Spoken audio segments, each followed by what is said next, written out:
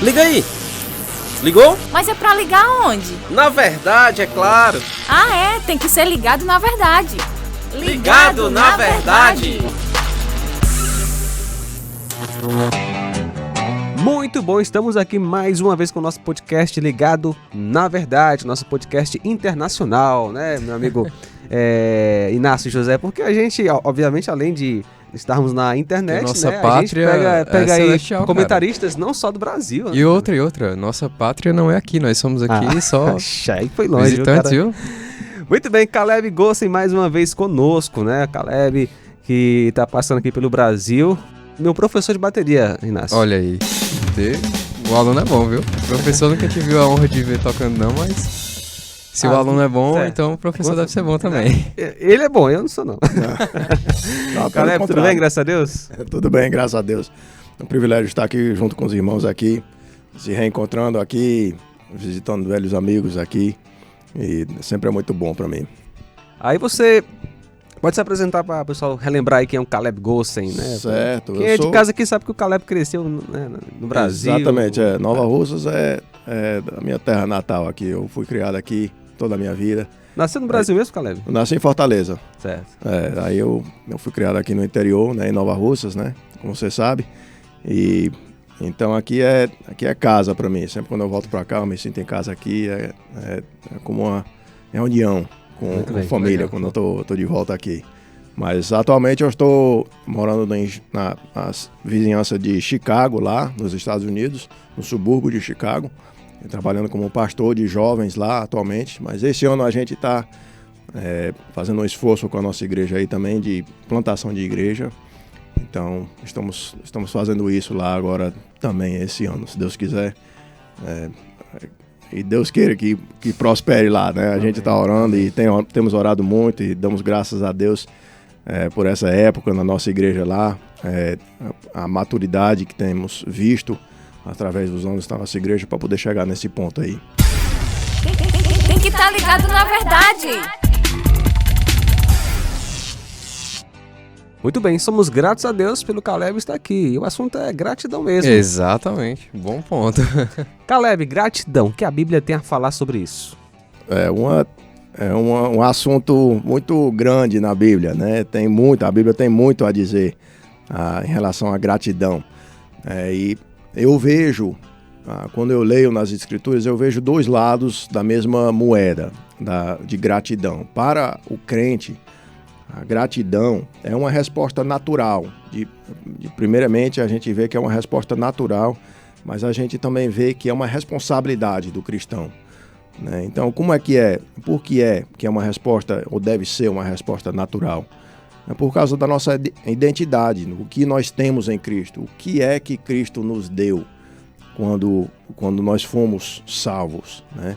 A partir do momento em que nós nos convertemos, nós demos nossas vidas a Cristo, o que foi que ganhamos naquele momento? Nós ganhamos uma identidade em Cristo. E quando nós reconhecemos realmente o que nós temos, qual é a nossa identidade em Cristo, a nossa resposta vai ser uma de gratidão, deve ser uma de gratidão. Eu queria até dizer, um crente que não é grato, realmente não conhece quem ele é, ou quem ela é em Cristo, né? Ela não conhece realmente o Evangelho, porque quando a gente reconhece verdadeiramente o que é o Evangelho de Cristo, o que é que Cristo tem feito por nós e quem nós somos em Cristo, nós vamos ser gratos. Isso. Né? Quando nós reconhecemos o tanto quanto fomos perdoados dos nossos pecados, e quando nós reconhecemos que merecíamos a morte, mas ganhamos a vida eterna, não tem outra resposta a não ser a gratidão. Exatamente. E até Jesus ilustrava isso através das parábolas também para os fariseus, né? Quando alguém recebe um perdão, aquela pessoa ama aquele que perdoou, é grata à pessoa que perdoou. Quanto maior o perdão, maior vai ser o amor e a gratidão, né? Exatamente, Lucas capítulo 7, né? Exatamente. Então, por causa da nossa identidade, nós somos gratos. E por causa, ao passar do tempo também, com a nossa maturidade, eu creio que a gratidão do cristão continua crescendo também. Porque nós vemos Deus em ação nas nossas vidas. Nós vemos as respostas de oração. Nós vemos o poder de Deus na nossa santificação. Nós vemos o poder de Deus nos ministérios em que estamos envolvidos. Nós vemos o poder de Deus agindo nas nossas igrejas. Nós vemos o Evangelho trabalhando na vida das pessoas, salvando as pessoas. Nós vemos o Espírito Santo agindo nas vidas das pessoas, né? Então, ao passar do tempo, nós vemos tudo isso, nós vemos as promessas de Deus sendo cumpridas nas nossas vidas.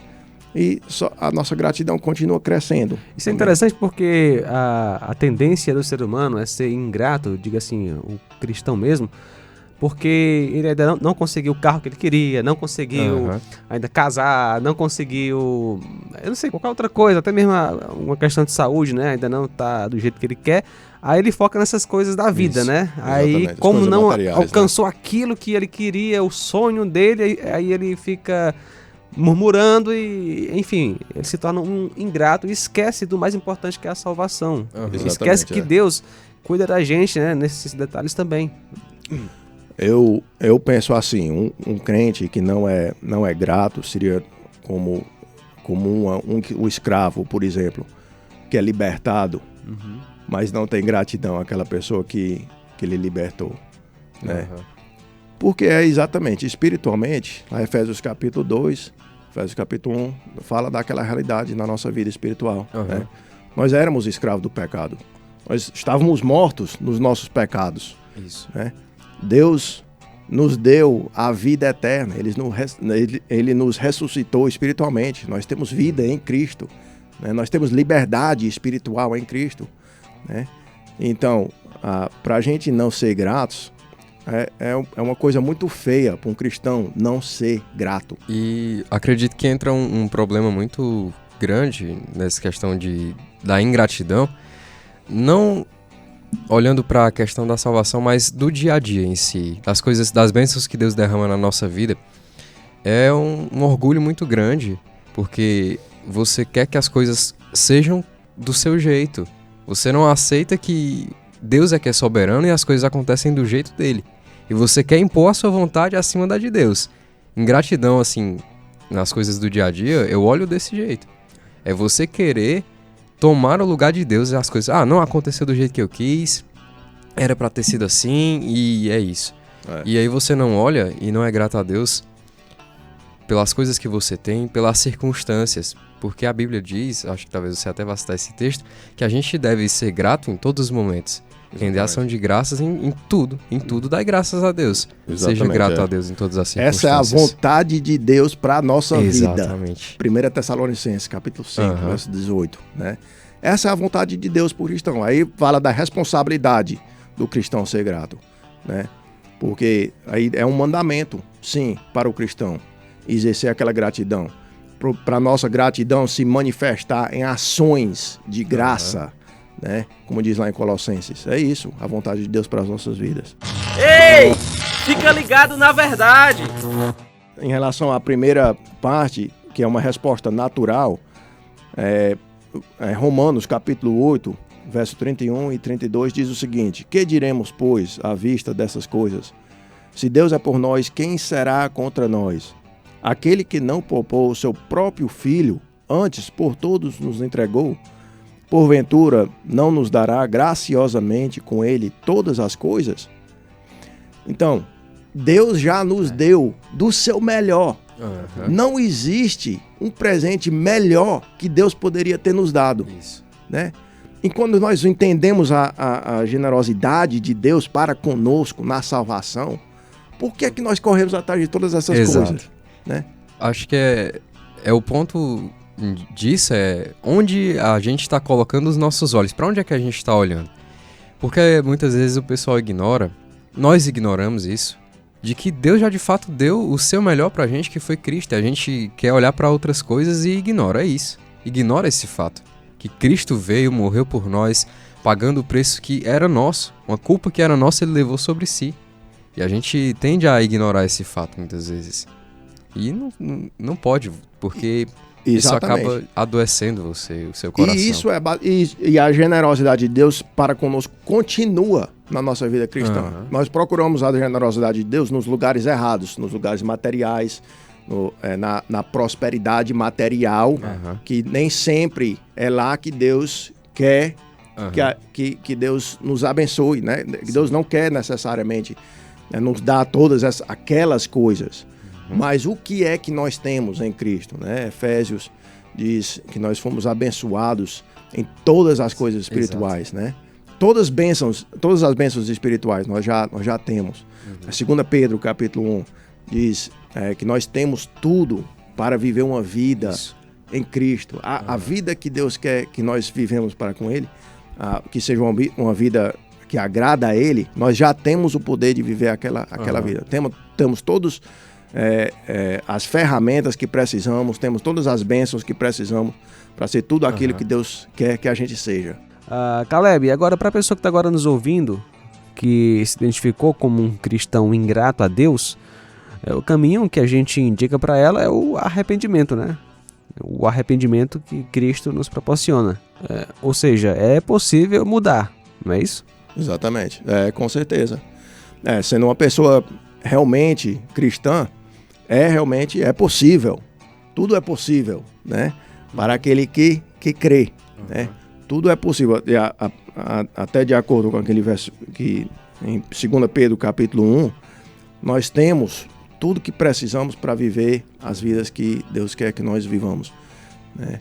Então, é possível se arrepender dessa atitude, né? E realmente, eu acho que o modo de isso acontecer na vida da pessoa, para chegar ao ponto desse arrependimento, é pensar muito no Evangelho, voltar ao princípio de tudo, né? Quem sou em Cristo?